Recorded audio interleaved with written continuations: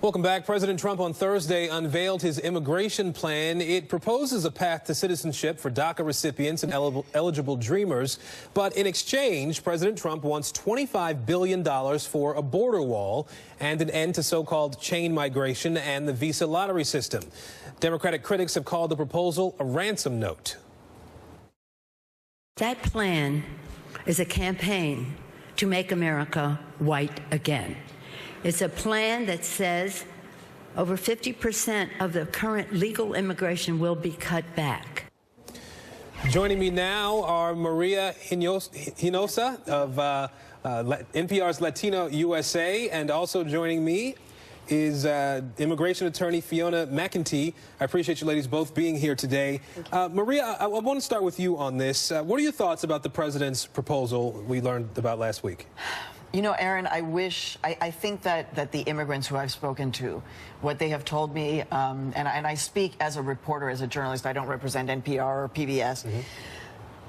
I think that they wish that they could believe this, but that there's nothing in recent history in terms of this president that should give them any sense of comfort that this possibility of, 10 to 12 years somehow leading to citizenship.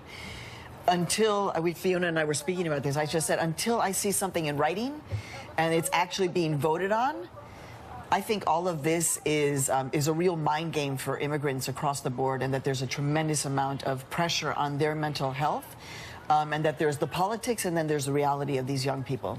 So when you look at the plan, though, as the president has presented it, is it clear what should change to you? Again, we have had so many forms and discussions of this plan.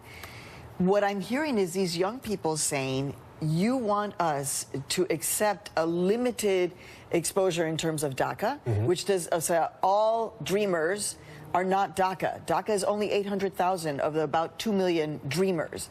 You want us to say yes to this, but other than that, we're going to have to support $25 billion and a complete change in our immigration system. The problem is, what about the Democrats? I mean, what I'm hearing is young people saying, can we trust them? Because it's unclear what they stand for. So it's really complicated. Fiona, I want to play some sound for you here. This is Senate Minority Leader Chuck Schumer on securing a good deal for dreamers in a conversation with the Majority Leader Mitch McConnell.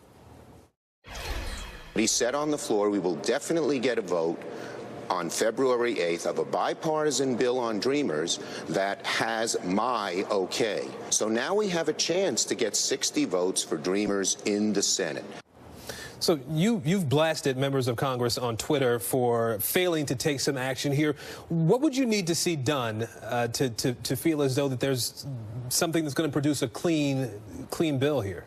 Well, I think first everyone needs to take a long, hard look at the White House proposal that they are, trying to introduce in return for getting these DACA recipients some type of legal status and citizenship in 10 to 12 years. In return for that, they are taking away almost all of the family-based immigration visa categories.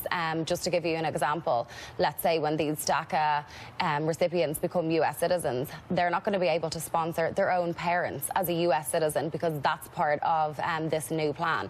Nor could you sponsor an adult child. They want to limit family-based sponsorship solely to minor children and to spouses, and that is, getting rid of about 400,000 green cards per year, in addition to getting rid of the diversity visa.